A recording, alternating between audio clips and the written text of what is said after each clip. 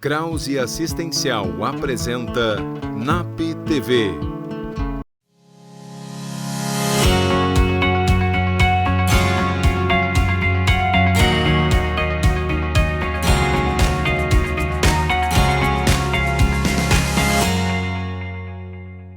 No programa de hoje, Luiz Matheus Pacheco conversa conosco sobre felicidade. Gabriela Marques fala sobre a qualidade de vida no trabalho. O filme Coringa entra em pauta por Andréia Reis. Isadora Kolnag fala sobre organização. Olá, eu sou a Josi e você está assistindo NAP TV. Para abrir o programa hoje, a psicóloga e coach Isadora vai nos dar algumas dicas sobre organização e como otimizar o nosso tempo. Fique ligado! Olá pessoal! Da última vez que nós nos encontramos, eu falei um pouco sobre organização pessoal e como é importante e interessante nós termos uma vida mais organizada e planejada, né? Mas então, hoje eu vou continuar falando sobre organização, só que de uma maneira um pouco mais prática para que você consiga então fazer na sua casa e perceber os resultados você mesmo. Então, muitas pessoas já organizam o seu dia a dia em agendas, planners, que é como se fosse uma agenda, mas de uma maneira diferente. Mas também nós podemos ter um tipo de agenda em alguns, tipo quadros ou até cartolinas, que é o meu jeito favorito. Hoje eu vou explicar para vocês como que a gente pode fazer uma agenda numa cartolina. Então, você vai precisar de uma cartolina, algumas canetas coloridas e post-its, sabe? Aqueles papeizinhos coloridos autocolantes. Então, você vai pegar a cartolina e vai separar todos os dias da semana, de segunda a domingo, e separar eles em colunas. E nessas colunas você pode colocar nos post-its todas as tarefas que você tem para realizar naquele dia. As tarefas você vai organizar assim: da mais importante e urgente, aquela que você não pode deixar de fazer de jeito nenhum, até aquela menos importante, mas que você precisa realizar naquele dia. Certo? Feito isso, você pode também colocar nos post-its qual que é o dia do mês e qual que é o horário que você deve realizar aquelas atividades. Assim, no final do dia, assim que você for realizando as atividades, você pode ir tirando os post-its. Pois no final do dia, quando você perceber que aquele dia está totalmente vazio, sem nenhum post-it, vai ser extremamente gratificante perceber que você realizou todas as suas tarefas e não perdeu o seu tempo, não desperdiçou o seu tempo em atividades que não eram tão importantes ou urgentes, que você realizou tudo o que você deveria fazer. Dessa maneira, aquele sentimento de que você sempre está correndo atrás do tempo, que nunca tem tempo para nada, irá embora, junto com a procrastinação. E isso significará que você está conseguindo ter uma vida mais organizada e planejada. Bom, mas existem alguns casos de algumas pessoas que moram com marido, namorado, têm filhos ou dividem a casa com amigos, né? Então, você pode fazer desse mesmo jeito. Talvez aumentar o tamanho da cartolina. E aí você separar. As atividades do meu marido são em azul e as atividades do meu filho são em verde. E deixar num lugar que todos da casa consigam ver. Assim, a mãe nunca se preocupará o que meu filho está fazendo, aonde ele está, ou o marido, ou o seu colega de quarto, enfim.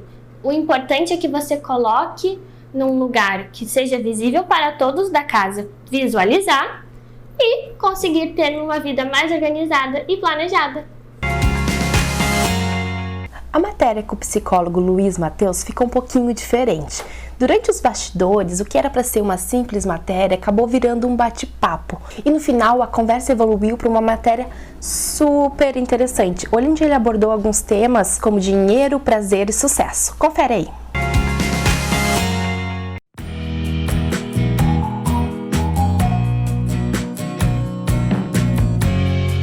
É louco pensar, tipo assim, que nesse sentido é possível falar que tem rico pobre, né? Porque, tipo, tem dinheiro, mas ou não pode usufruir do dinheiro que tem, ou mesmo usufruindo, aquilo não faz sentido, entende? Porque também tem esse tipo de pessoa, e é mais comum em pessoas assim que tiveram uma ascensão, né, financeira e tal, vieram de uma outra realidade, que, bom, eles vão buscar coisas supostamente relacionadas com a classe social, que supostamente seria, digamos assim, o legal, enfim, o desejável, mas não faz sentido para eles. Então eles gastam, vivem uma vida às vezes, sei lá, de luxo, mas que não faz sentido, entende? Porque aquilo não faz eles felizes de verdade. Isso vale também, porque aí que tem uma coisa bem importante, a gente vive um atravessamento muito forte da mídia, né? Do que a mídia vende como uma imagem, e hoje em dia, se tu for analisar a mídia, e aí que é o ponto, digamos, que eu chamo do lado negro da psicologia, onde a psicologia entrou através do marketing, né? Enfim, e criou essa imagem com a ideia de vender, que associa a felicidade com um produto. Então, quando a gente compra um produto, raramente a gente compra o produto, a gente compra a felicidade que supostamente vem junto com o produto. E quando, na verdade, o produto em si não garante, né? Enfim, a gente pode comprar, e às vezes, inclusive, a gente se frustra, né? A gente compra um negócio e acha que vai ser, nossa, quando eu tiver aquele negócio eu vou estar super, né? E tu compra, nossa, não tem graça nenhuma, torrei meu dinheiro, né? Aí só fica com arrependimento, sei lá, né? Enfim.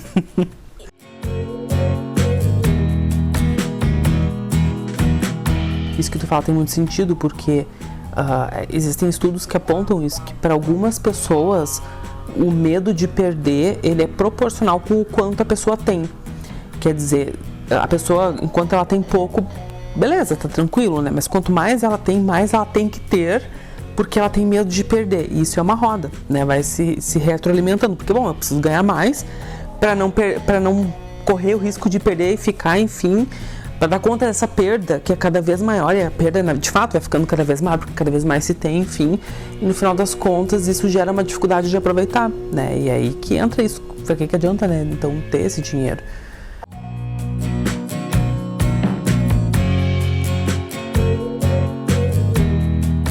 E assim como a própria falta de medo pode ser uma coisa doentia, isso que tu diz de não ter família, não ter nada a perder, isso está associado também a comportamentos de risco, tipo o uso de drogas ou próprio suicídio, enfim, no sentido de que, bom, eu não tenho nada a perder, eu vou viver o agora, né, uma espécie tipo de ruptura, né, com o passado, eu não vou perder nada, e com o presente, também não tem nada muito para esperar, então eu tenho que viver o agora, então eu vou viver o agora o máximo que der, sem me preocupar com nada, né, isso me permite fazer qualquer coisa, porque é só agora que eu tenho, né, enfim, então isso está associado também com isso.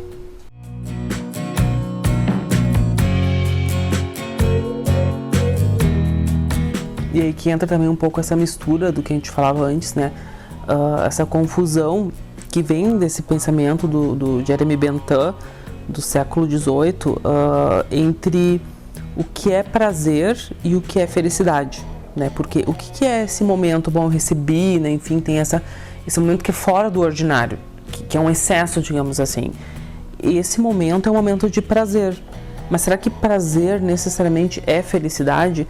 Nem sempre. Porque a gente vai ter pessoas que têm vidas, digamos assim, muito prazerosas e são depressivas, entende?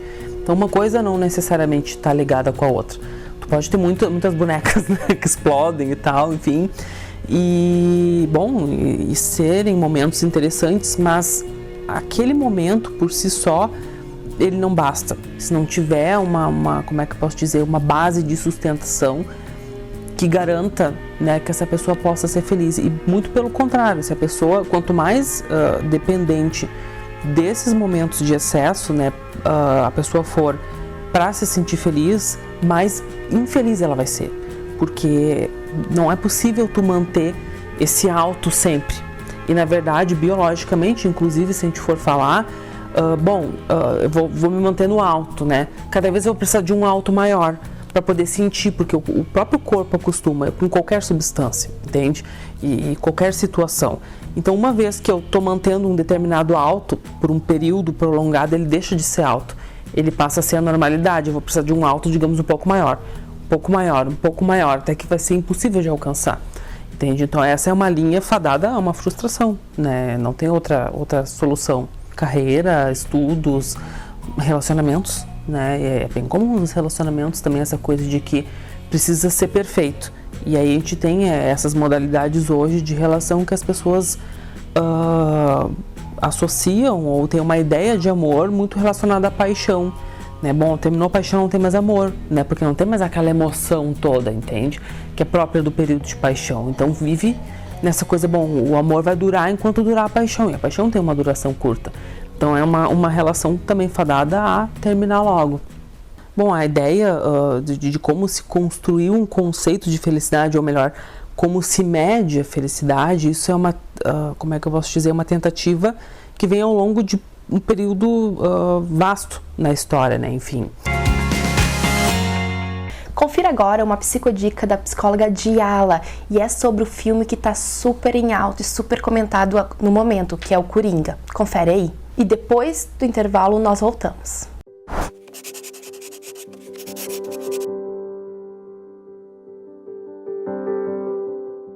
A minha psicodica de hoje é de um livro chamado O Pequeno Príncipe, que teve seu lançamento de um filme em 2015, que conta uma história que é muito antiga. O Pequeno Príncipe é uma história muito antiga, mas que foi traduzida numa versão bem mais lúdica para as crianças. E depois desse filme também foi feito o livro, que conta essa história que ocorre no filme, que fala muito dos tempos atuais, de como lidar com as crianças, da pressão que essas crianças também sentem com essa sociedade.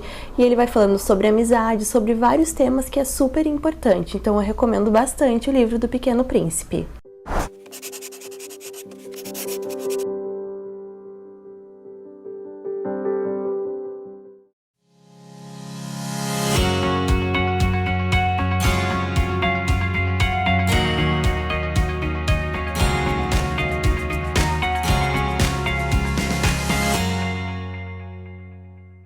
A Exatos começou de um sonho de poder ser um diferencial por onde eu passava. E foi assim que ela surgiu, trabalhando na Prefeitura de Estância Velha, onde o senhor Ivo Jacinto Baumgratz me convidou para fazer a contabilidade dele. E hoje, 30 anos depois, temos nossa nova sede em Estância Velha, com 1.800 metros quadrados, para atender nossos 600 clientes em toda a região. Convido você a conhecer a Exatos. 30 anos apoiando o empresário da região.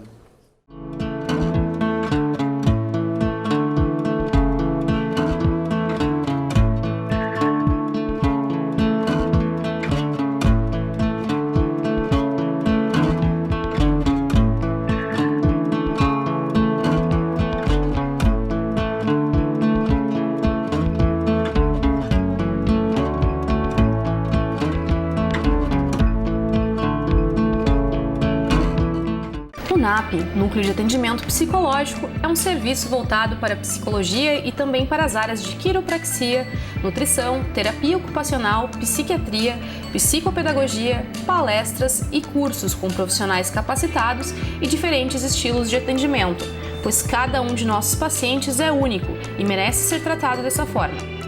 Aqui você encontra os mais modernos tratamentos que o mercado oferece, uma plataforma inovadora de realidade virtual para fobias, ansiedades e transtornos. O NAP oferece ainda convênio para empresas e o Clínica Escola.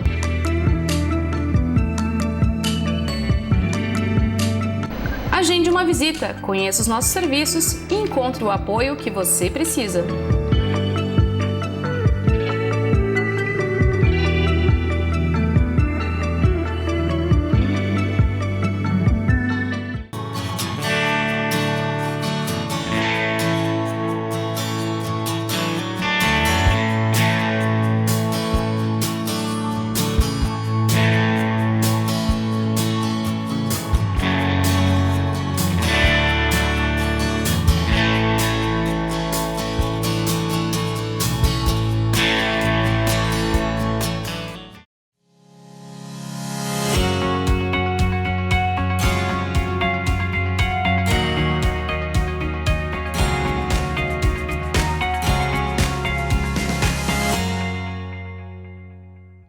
Estamos de volta. No bloco anterior estávamos falando sobre o filme Coringa. Para seguir no assunto, a psicóloga Andréia vai trazer uma reflexão de como podemos tratar as pessoas e como já estamos tratando elas. Confere aí. Olá. Esse filme que está passando ainda nos cinemas, que é o Coringa, está repercutindo muito nos comentários, nas conversas, nas rodas de chimarrão, dentro do próprio NAP, entre os psicólogos, entre os estagiários, enfim, está se falando muito nesse assunto. Por que será? Né? A representação desse filme, até inclusive já foi dado dicas, uma psicodicas sobre esse filme, né, para que todo mundo assista. Mas é interessante a gente fazer uma análise de tudo que ele está querendo mostrar. Né?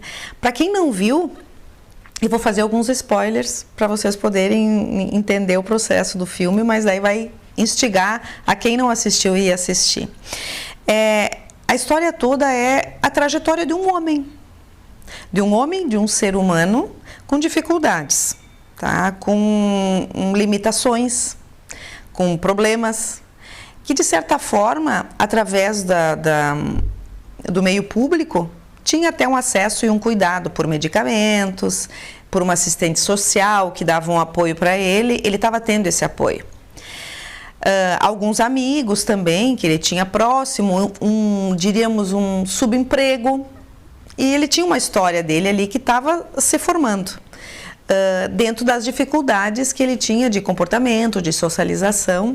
Só que o que acontece? Todas essas vias começaram a ser perdidas.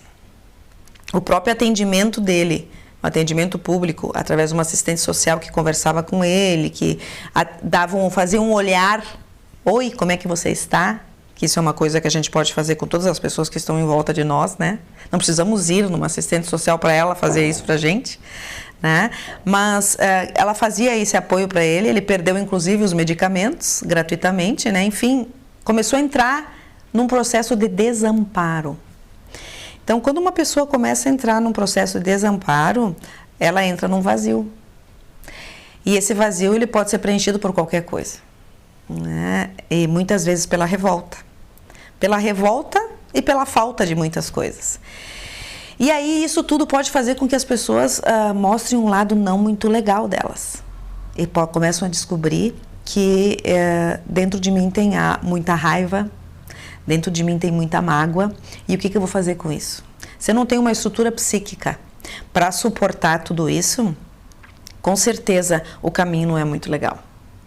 Então, ele acaba descobrindo a história dele de passado, né? A história de um passado de falta de amor, de abuso, de maus tratos, de indiferença e de, inclusive, esconder uma adoção, né? Nem daquela mãe ele veio. Então, isso começa a gerar revolta, né? E a própria sociedade com ele não acolhe, e sim afasta.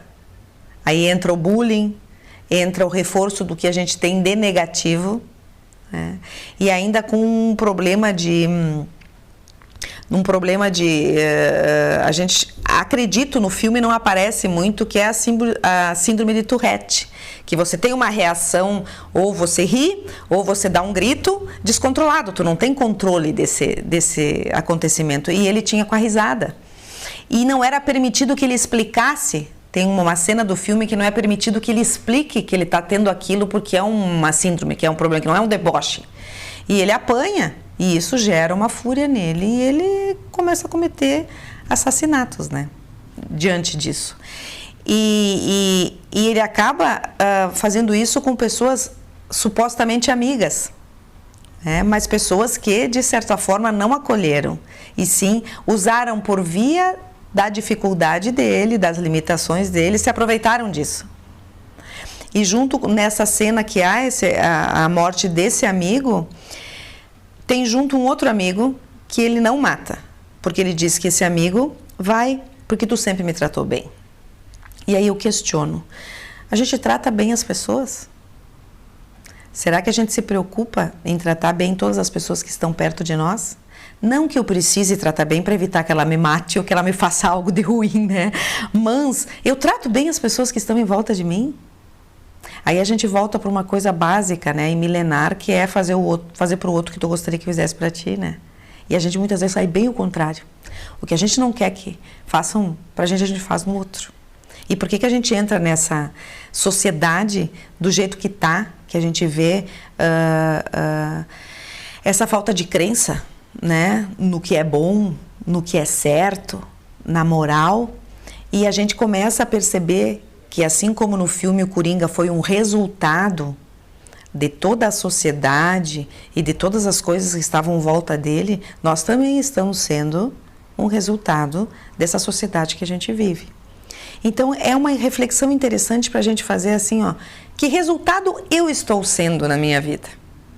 Independente da trajetória horrível que tem na história do filme do Coringa, que faz ele se tornar um vilão, um assassino, alguém sem sentimento, né? Mas a nossa vida, que resultado eu estou tendo de mim mesma? Que versão minha eu estou me tornando? Acho que esse filme traz essa reflexão para nós. O que tem em torno de mim que está fazendo com que eu me construa assim como eu sou? Essa é uma reflexão importante para a gente pensar. Eu estou me tornando a melhor versão de mim mesma? Eu estou me tornando uma pessoa boa e eu estou contribuindo com essa sociedade que não está legal? Eu estou contribuindo com algo de bom? Que propósito que eu estou tendo na minha vida? Eu acho que além de dizer que a nossa sociedade está quase como a Gotham City, do jeito que ela estava no filme, o que eu estou podendo fazer? O que eu estou podendo contribuir? Então que a gente possa, ao ver esse filme, pensar que a gente quer ser a melhor versão de nós mesmos e não a pior. Agora a psicóloga Gabriela vai nos dar algumas dicas de como podemos nos relacionar melhor no trabalho, tanto com as pessoas como também com o fato de trabalhar. O papo de hoje é sobre qualidade de vida no trabalho. Você já parou para pensar quantas horas do dia você passa envolvido com o seu trabalho? Seja trabalhando de fato ou se direcionando, se transportando para o seu trabalho, sonhando com o seu trabalho ou perdendo o sono pelo seu trabalho. Mais comum do que se imagina, hoje se fala muito no burnout, que vem a ser um sofrimento, um esgotamento mental e físico causado pelo trabalho. No consultório é muito comum ouvir queixas de pacientes que se sentem desmotivados, que ficam contando as horas para ir embora do seu trabalho. E isso acaba prejudicando a saúde mental do trabalhador. Por quê? Porque um trabalhador adoecido, ele acaba levando esse adoecimento para toda a sua vida, né? Não existe mais aquele papo de que o que é do trabalho fica no trabalho e o que é questões familiares ficam na família, ficam em casa. Na verdade, somos seres humanos e o ser humano, ele não é uma máquina, então ele não consegue fazer essa separação de forma tão radical. Além do mais, é importante tomar cuidado para não trabalhar demais.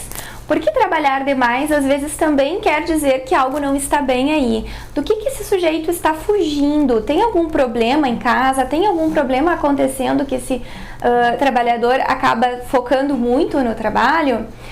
Mas acho que é legal comentar que é importante esses momentos de lazer, esses momentos com a família, né? Praticar exercícios, fazer um esporte que você gosta. Por quê? Porque se você está mais tranquilo, com uma mente mais saudável, está conseguindo praticar exercícios além do trabalho, quando você chegar no trabalho, você provavelmente vai conseguir produzir muito mais do que se você estivesse estressado. Por isso também são importantes os momentos de pausa no trabalho, aquele momento de ir ali levantar para tomar um café, para tomar um chimarrão. Essas conversas informais que acontecem muitas vezes nesses espaços de confraternização, de descontração, eles são importantes. Porque a nossa mente, ela também não trabalha como uma máquina. A gente não tem como ficar 100% do tempo ali focado, produzindo. Vai chegar um momento que, você vai se esgotar. E aí entra então a questão do estresse no trabalho, que pode vir aí por essa sobrecarga, né? Por esse não tirar tempo de folga.